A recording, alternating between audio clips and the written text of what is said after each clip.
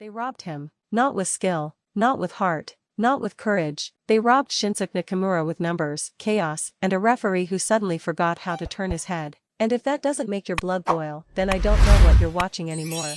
Because what happened on SmackDown, February 6, 2026, wasn't just a match. It was a statement, a hostile takeover, a calculated message written in fists, boots, and smug smiles. Tama Tonga didn't just beat Shinsuke Nakamura. He survived him barely and only because the MFTs turned the ring into their personal crime scene. Before we even talk about the bell, let me ask you this: when was the last time you felt this angry after a SmackDown match? Drop it in the comments, because I already know this one split the fanbase right down the middle. The crowd felt it the moment Nakamura's music hit. That familiar, spine-tingling rhythm rolled through the arena, and you could feel the energy shift. This wasn't just another match. This was a test. Nakamura walked to the ring with that cold, unbothered stare, the look of a man who's been disrespected one too many times and decided tonight was payback night. Then Tama Tonga came out. No theatrics, no over-the-top posing, just pure menace. And behind him, the MFTs, standing there like wolves at the edge of the forest, pretending they weren't going to get involved while everyone in the building knew exactly what was coming.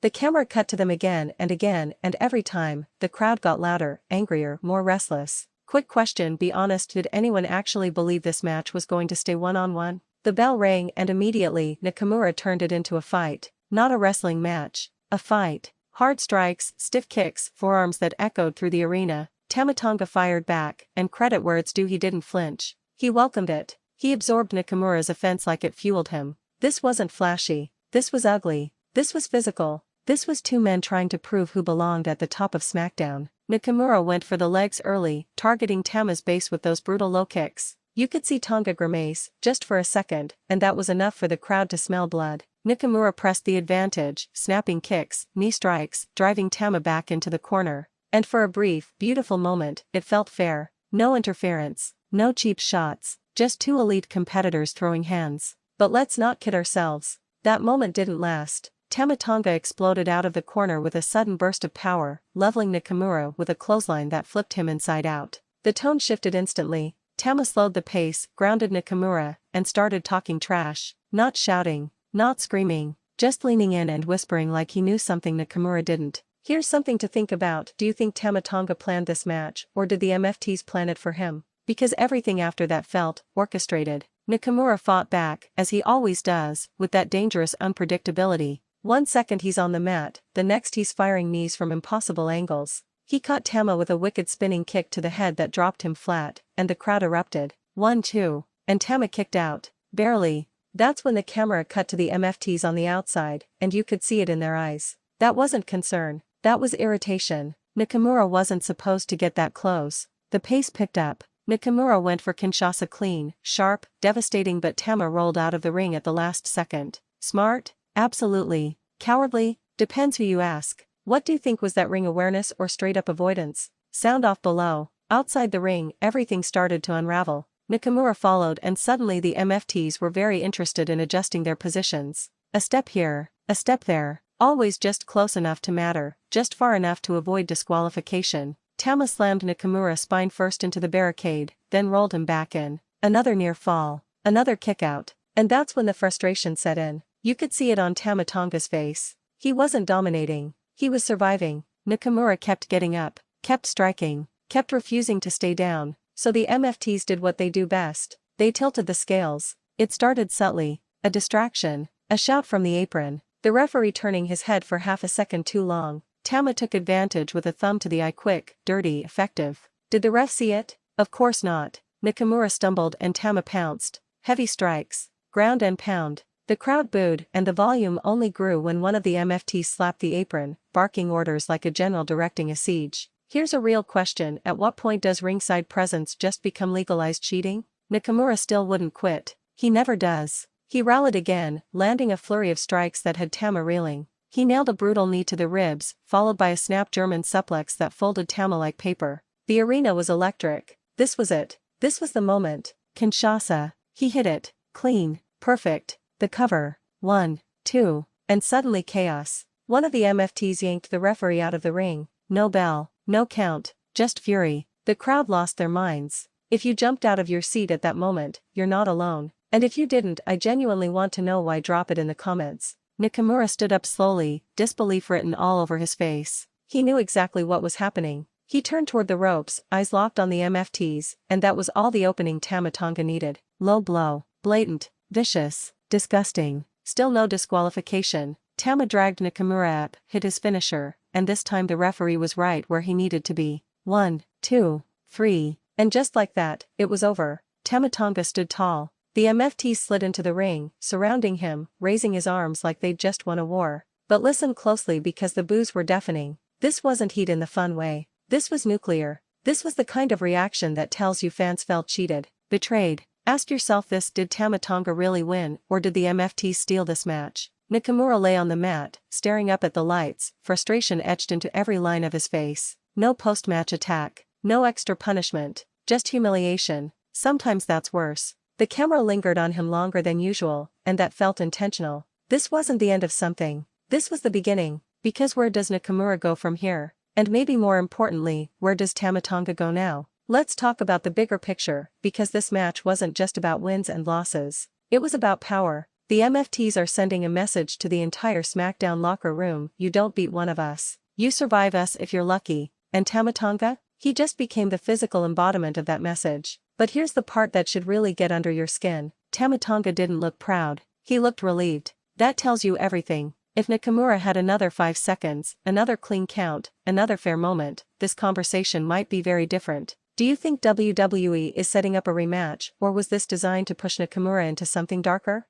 I want theories in the comments. Go wild. Because let's not ignore Nakamura's history. When he feels wronged, he doesn't complain. He transforms. We've seen it before. The cold smiles. The dangerous silences. The sudden violence. And the MFTs might have just lit a fuse they can't put out. Meanwhile, Tama Tonga is riding momentum, but momentum built on interference is fragile. Every champion or contender who relied on backup eventually has to stand alone. And when that day comes, who is Tama Tonga without the MFTs? Think about it. SmackDown didn't end with celebration. It ended with tension, with questions, with anger, fans arguing online, comment sections on fire. Exactly the kind of chaos that keeps people talking long after the credits roll. So let me throw this at you: was this match brilliant storytelling, or infuriating overbooking? There's no wrong answer, but your answer says a lot about how you watch wrestling. One thing's for sure: February 6, 2026, will be remembered. Not for a clean classic, not for technical perfection, but for a moment where fairness lost and force won.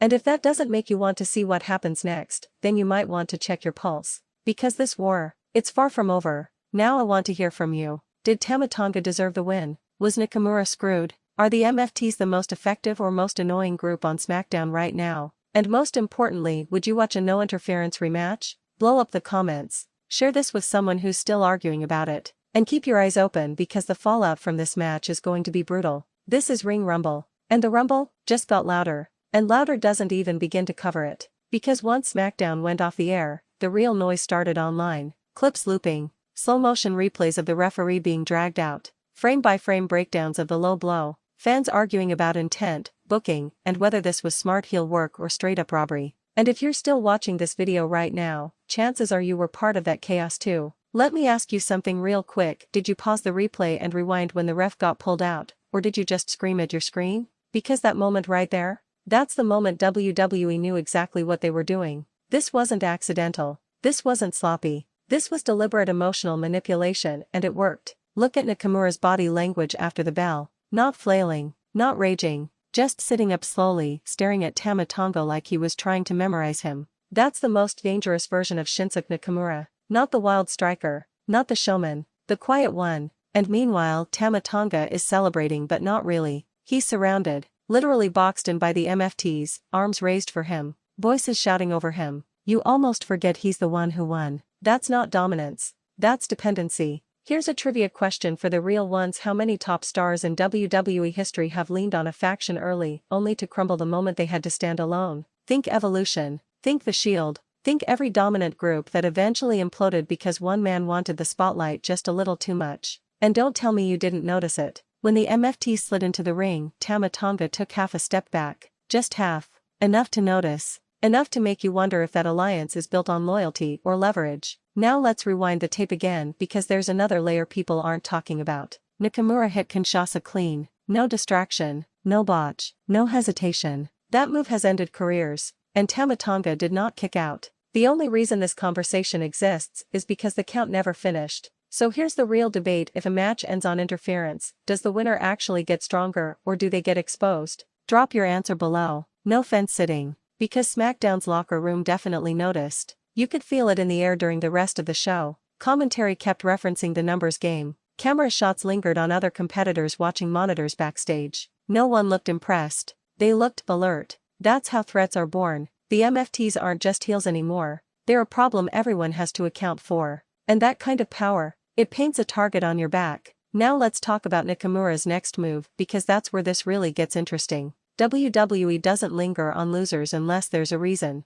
And they lingered on Nakamura. Long, almost uncomfortably long. Enough to let the moment breathe. Enough to tell you this story isn't done. Ask yourself, when was the last time Nakamura was this openly wronged on SmackDown? Exactly. This isn't a shake it off and move on situation. This is a catalyst. And here's a wild thought: what if this wasn't about Tama Tonga at all? What if this was about forcing Nakamura to snap? Because a darker Nakamura, one who doesn't wait for bells, doesn't play fair, doesn't care about wins and losses, is a nightmare scenario for everyone, including the MFTs. Imagine this: Nakamura stops chasing singles wins and starts hunting the group, one by one. No announcements, no warnings, just sudden strikes backstage, ambushes during matches, chaos spreading every week. Would you be here for that version of Nakamura? Yes or yes? Let me know. And then there's Tama Tonga's side of the equation. On paper, this one boosts him. Big name victory, main event level attention. The problem? Fans didn't walk away talking about how good Tama Tonga is. They walked away talking about how dirty the MFTs are.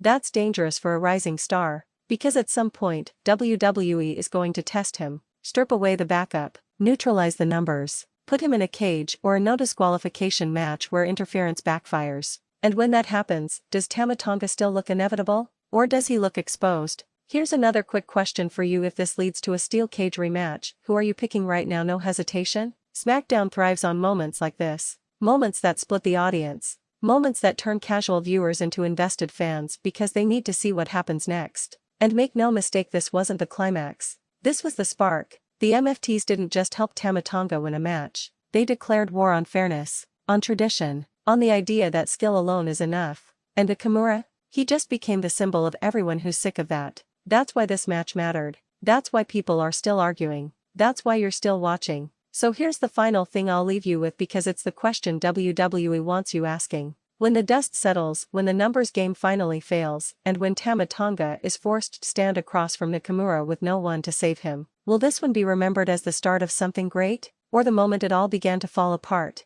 Sound off. Argue. Disagree. Share this with someone who's still mad about the finish. Because whether you loved it or hated it, SmackDown made you feel something. And in wrestling, that's the real victory.